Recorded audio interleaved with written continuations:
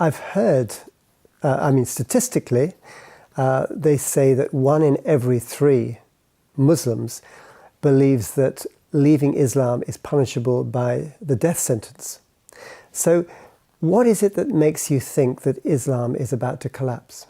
When you look at what's happening with ISIS, when you look at the Islamic history for the past 1400 years, it has never been at peace. When you look at Indonesia, for example, the world's largest Muslim country, 200 million approximately, 30% of them have turned away from Islam, have turned to Christ. 30%. 2 million a year turn to Christ. Now the beauty of that is the Indonesian state does not persecute you for turning away from Islam. It's free to choose whatever you want to follow. Imagine if that was the case in Iran, in Iraq, in Arabia, in Qatar, in the country that my parents are from, in Pakistan. Imagine if that freedom existed there. Islam would collapse. It wouldn't stand a chance.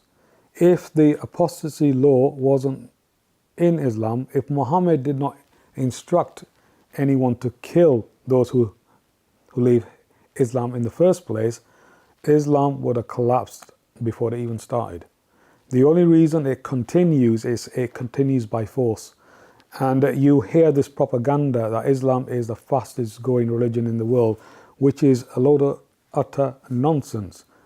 Because when you actually look at on how they do the head count, every child that is born, they head count it as a Muslim. They head count a population of a country as totality of that is Muslim. For example, Indonesia, 200 million Muslim. Pakistan, 160 million Muslim.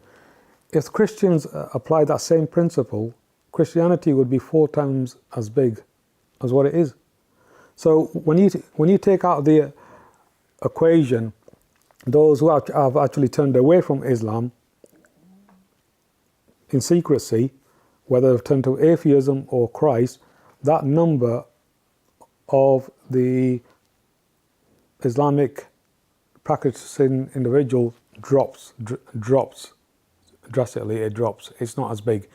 And as it says, if the freedom to leave Islam was there, Islam would collapse. And I believe it will collapse eventually. It's happening now.